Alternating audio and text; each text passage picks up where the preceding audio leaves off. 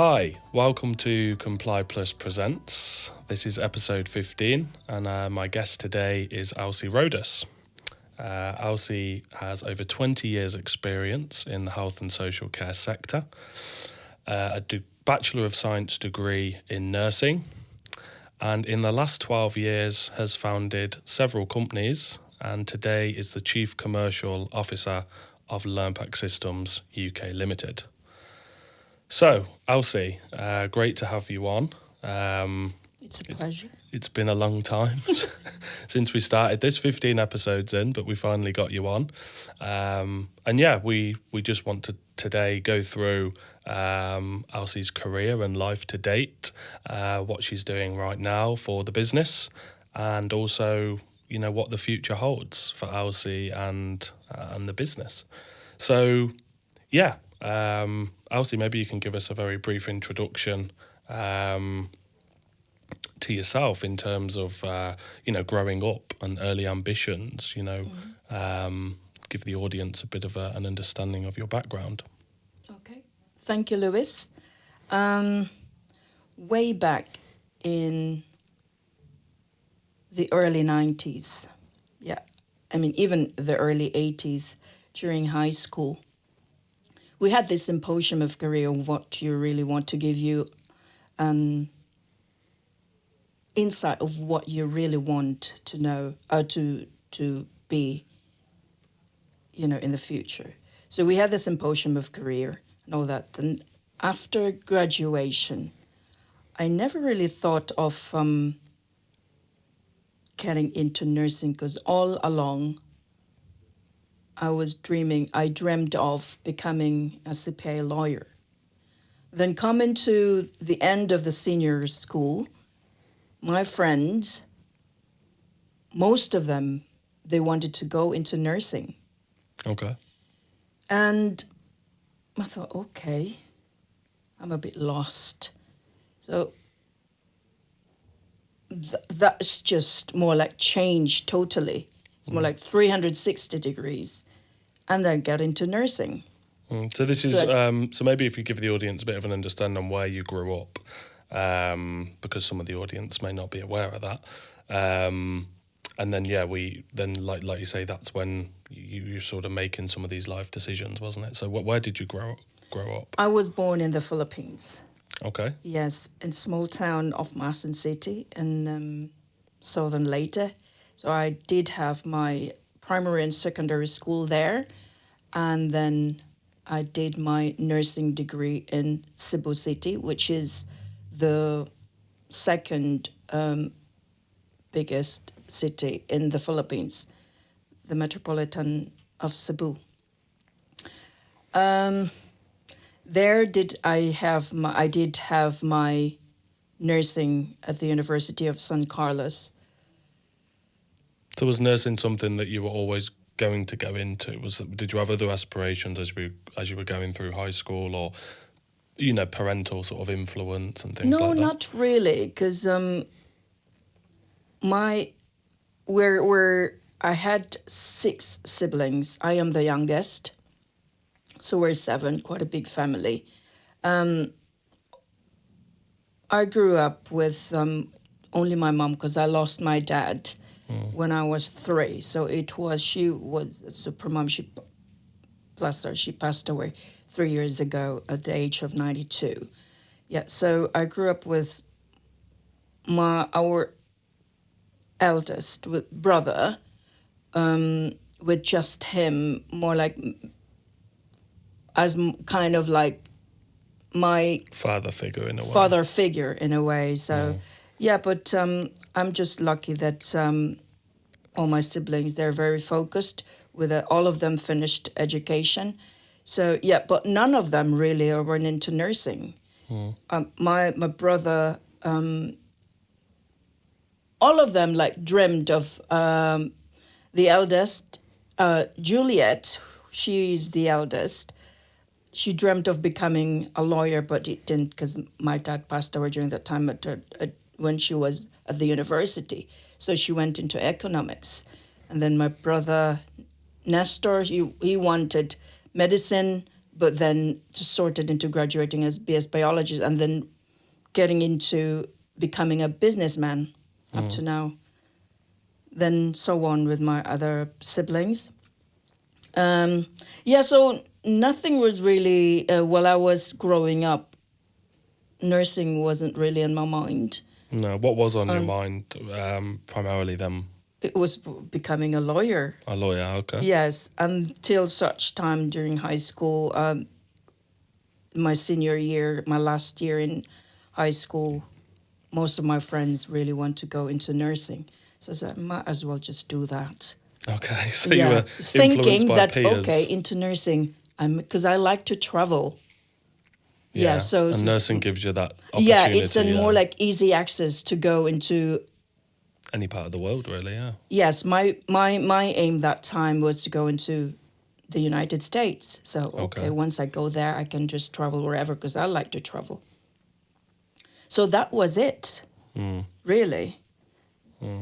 So what were university years like in Cebu? You've said to people who may not know, it's the sort of second city in the Philippines behind Manila. What were they? What were those years like while you were studying the nursing degree? So I graduated as with a Bachelor of Science in Nursing. And what year was that? In 1993. 1993. Quite a long time. And then, so for you to be registered nurse, considered to be a registered nurse in the Philippines, you need to take the board exam. Okay. So we had a preparation of a month. We were actually housed at more like a retreat house within the University of San Carlos in the other. Okay. That's fine. So we were housed at more like a retreat house in one of the sites of the university. And we were there for a month because the board exam will take you like 2 weeks, 2 weekends. Oh, okay. Yeah, so, and fortunately, we passed 100%, all of us. That was nearly like 200 students, nursing students. Nurse graduates. So after that, although more like with nursing, I can plan to go abroad and all that, but it never really gave me I never really worked straight away. I didn't work. Okay, so you passed the exam. I passed the exam. You were eligible to work. Yes. So then what did you go and... But after that, I was, in my mind, it didn't really, more like, I was just, my mindset during that time was not really going into work straight away. So I thought of just like, I don't want to apply for work. I just want to travel around the Philippines. So that's what I did. Okay, so you travelled all around the Philippines then, yeah. And after that, I have to, it's more like, I'm just being, do I have to say that? So fine. After a year, so I thought of, I just have to work. So I went to Cebu. Mm-hmm. I stayed in Cebu and applied for this, a private hospital. So I worked there as an emergency nurse. I think it was less than a year, 11 months. Okay. So, because the pay wasn't really enough for me to do what you wanted to do. Do what I wanted to do during that time. I still had to ask some funds from home. Okay, I see. So I then stopped and moved back to the province. And then I started some business with insurance and all that. And then my brother actually provided that because one of his friends owned this insurance company. So we took hold of that within our region. So, and that lasted for several years, actually. And until such time that this was in the mid-90s that I thought of, maybe it's about time for me to actually get out of this country. Although it paid good money between me and my sister. Mm-hmm. Mm-hmm. So I thought, I really want to. So I went to Manila Okay. to apply for, because you have to go through an agency to apply if you want to work abroad. Abroad, right? Yeah. Okay. So during that time, I went into this agency, and then it's because initially I wanted to work in America, but then it was recession time in the early 90s up to the mid 90s. So it wasn't a good time to move to The United US. States, yes. Okay. So went to Manila to apply for the UK. During that time, the human resources of Walsgrave, it was Walsgrave that time, what is now the University UHCW, Okay. University Hospitals, Coventry and Warwickshire. So 6 of their staff went to Philippines to hire nurses to work here. And then we went into, screening, exams and interviews. Then I passed. We passed out of 100 something that applied for it. There were like 34 of us that got into the job. So since application, it took 3 months to actually process it until we flew here. Okay. Yes. And then that is around in February of 2003, we arrived here in the UK. Okay. So you ideally would have liked to go to the US. So what made you choose the UK then? What was appealing about the UK? Was it just the opportunity? It wasn't just a thought, actually. Okay. It just what was available that time. So the agency said these are the places you can go. Yeah. So, UK. You should have chose, yeah. Yes. And it was a bit of a culture shock, actually. But then I thought, so UK, I never expected to be landing in Coventry when we say, okay. Yeah, because a lot of people who aren't from the UK expect all the UK to be like London, Yeah, big cities, yes, lights, etc. Yeah, so Coventry was a culture shock then. Yes, and and it was like February time. It was still winter then. Oh, okay. Yeah, so very cold. Yeah, we were. I think 2 coaches were together with one of the representatives from the hospital guided us. So we were housed at the, what was that? There was behind the Coventry and Warwick Hospital in town. So you had accommodation there. Yeah, doctors and nurses accommodation. We were housed there for 3 months, and then we were allowed to, during that time, 3 months or 6 months. After that, you're asked to look for other places. Yeah, sort of get your foot on the property ladder in a sense, yeah. Yes, because that was our probationary period for the first 6 months. So how did you find the healthcare system and moving to the UK? What was that experience like for you? It was a kind of, not shock, but it's totally different. Yeah. Because nursing in the Philippines was more of based in the American standards. Okay. Yes, but obviously equipment-wise and all that, Philippines is fairly behind of what are the equipments and hospital-wise the approach with nursing care and all that here in the UK. Okay. So it was totally different, considering the culture as well and how you What about learning the language and things learning like that? Everything. So did you learn English before you come to England, or did you learn it properly when you were here? No, English was, it wasn't that bad in the Philippines because at school, even from the primary school, English is the mode of instruction. Oh, I see, okay. Yes, because even during that time, you get fined if you speak Visaya in the class. So you really had to learn to speak English. Okay. Yes, but obviously with English, it's totally different. Even the terminology, English is different from the American English, isn't it? Yes. UK is the proper English, as we say. Okay.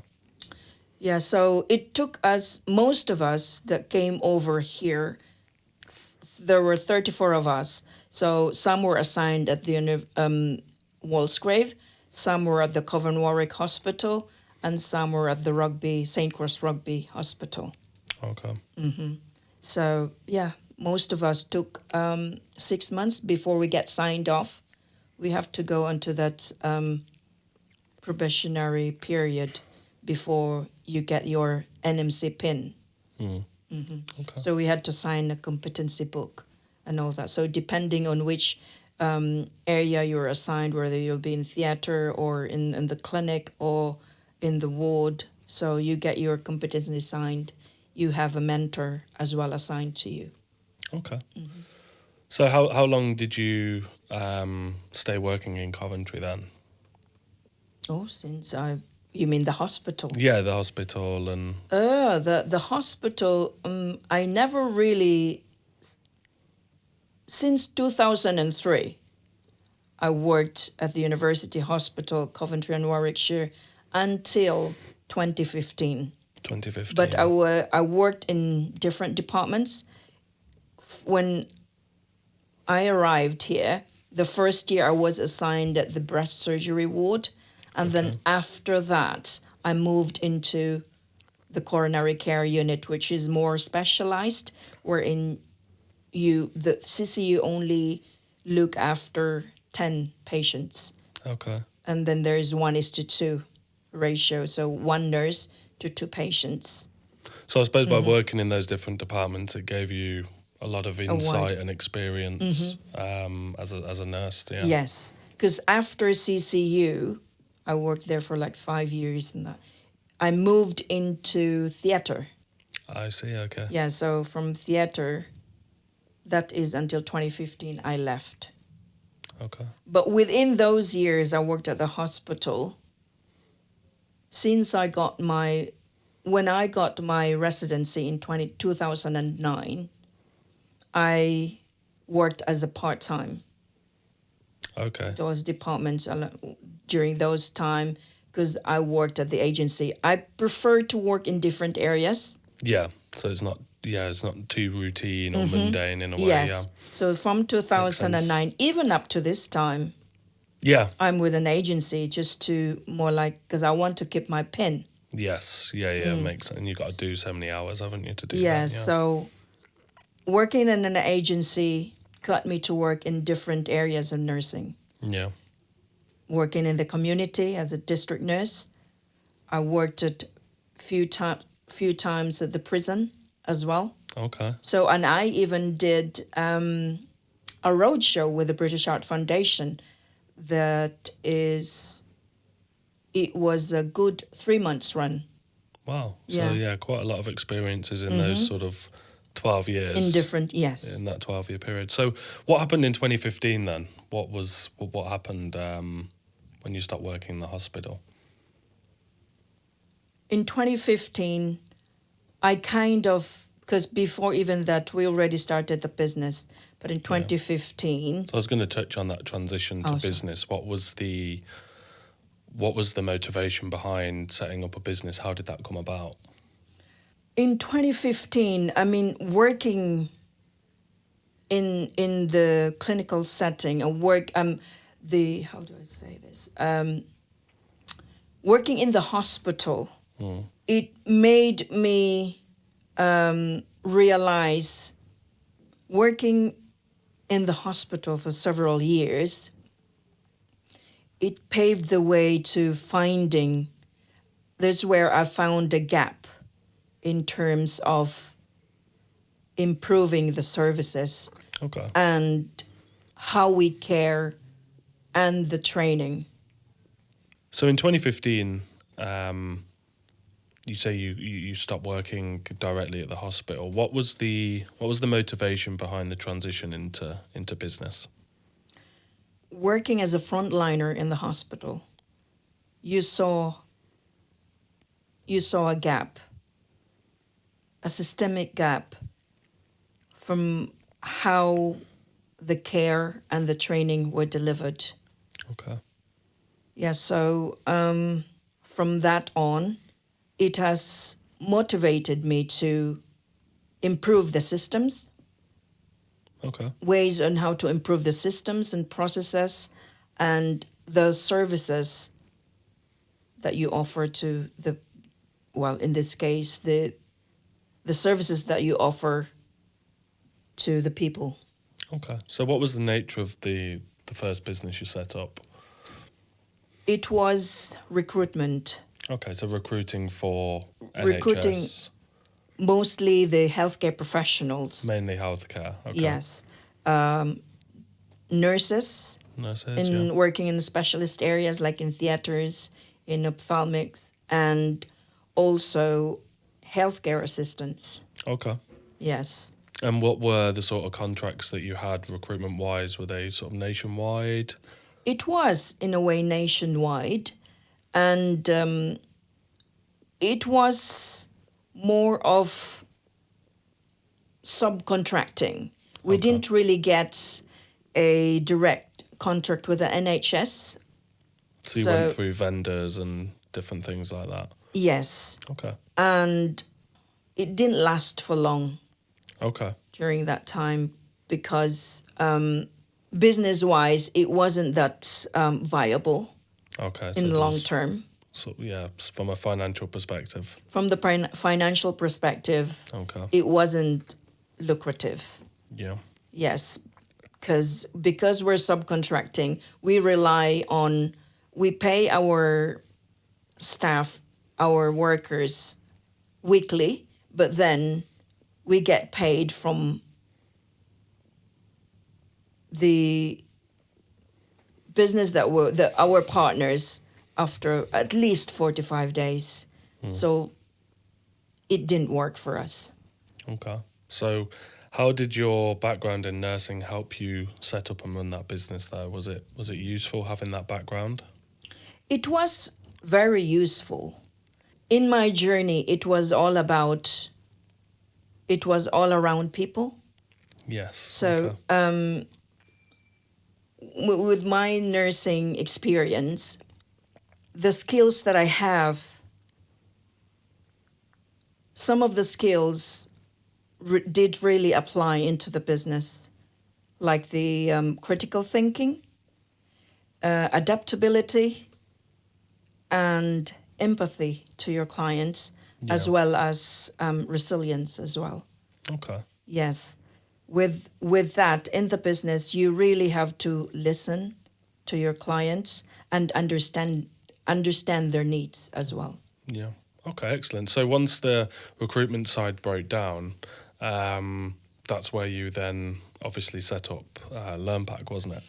Yes. So what was the inspiration behind LearnPac? What was the thinking there when you set that up with your other founders? Yes. So we built that around 2015 with another colleague, and when I was still working with the NHS. So the motivation for that, because we found that there is lacking in terms of compliance Okay. and training. We've noticed that training is really important in every organization, Yes. especially when you're dealing with people. Yeah. Yes, it is really important that you have to be compliant. Yeah. So you saw a gap there. What the current companies offering those services, you felt that you could make a difference in that space. Yes, I found that we can make a big change Yeah. in terms of the processes, their systems, and training their people. Excellent. So, yeah, obviously, LearnPac's now been running for just over 10 years now, isn't it? LearnPac Systems. Yes. Yeah, so we Over obviously 10 we did years. the 10-year anniversary not long ago. So LearnPac Systems, how has that last 10 years gone? Going from sort of nursing and then the recruitment business, now looking more at sort of compliance and training. How has that gone so far? So far, the journey has always been a learning curve to me. Okay. Yeah, although going into nursing was unexpected, but sometimes going into the unexpected path gives you a purpose, isn't it? From caring into patients, and then now it's supporting and understanding your clients and their needs.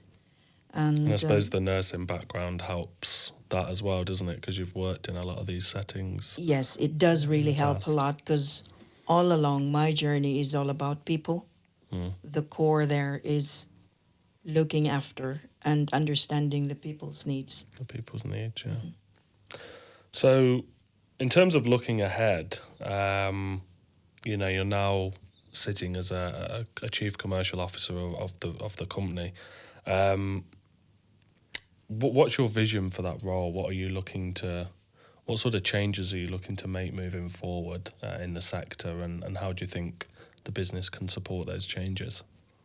Moving forward, I'm looking into making a difference in helping organizations in terms of compliance and training, like the workforce development, and developing systems that are fit for purpose. For purpose. Okay, excellent. So, yeah, obviously, that's where like you say, that a lot of the mission comes from LearnPac, like you were saying about people wanting to make change, wanting to make a difference. So hopefully, with the help of the other founders and ourselves, we can do that. So thank you very much for your time, Elsie. Likewise, thank you. Elsie also has a weekly newsletter on LinkedIn for any of our listeners, particularly looking at the training sort of aspect, which, as she's told us with her occupational experience, she's very knowledgeable on that. It's always worth a read every Thursday afternoon. It's published via LinkedIn and shared on different platforms. So please take a read of that.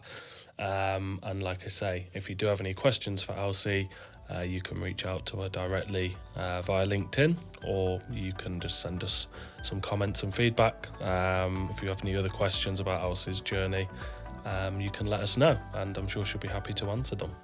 But otherwise, thank you very much for your time, and we'll see you next week. Thank you. Thank you, guys.